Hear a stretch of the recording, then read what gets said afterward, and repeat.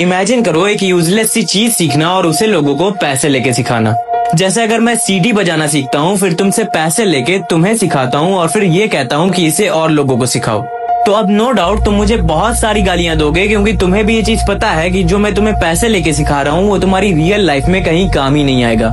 देखो, same concept apply होता है इंडियन एजुकेशन सिस्टम के साथ। जब हम 10-12 साल की एजुकेशन लेने के बाद एक्चुअल लाइफ में कदम रखते हैं, एक रियल पॉइंट ऑफ व्यू से इस वर्ल्ड को देखते हैं, तब हमें पता चलता है कि जो कुछ भी हमने सीखा है उसका 90% हमारी लाइफ में कहीं काम ही नहीं आएगा, और जो काम आएगा उसे सीखने जाएंगे तो 5-10 साल और जाएगा, और बस इसी डर से हम कभी कुछ सीखते भी नहीं है। आप कुछ कमेंट में आके कहेंगे कि स्कूल और कॉलेजेस की वजह से ही लोग इंजीनियर बनते हैं, डॉक्टर बनते हैं। तो एक बात तुम ध्यान से समझ लो कि अगर आज की डेट में तुम्हें किसी कंपनी में नौकर भी बनना है तो तुम्हारे पास सोशल स्किल्स होना बहुत जरूरी है, वरना चांसेस हैं कि तुम भी बिस्मा फरीद की तरह 50 से ज्यादा सर्टिफिकेट्स, 10 से ज्यादा मेडल्स और एक कॉलेज टॉप करने के बावजूद भी घर पे बैठे होगे ये कहते हुए कि मुझे इंटर्नशिप तक नहीं मिली।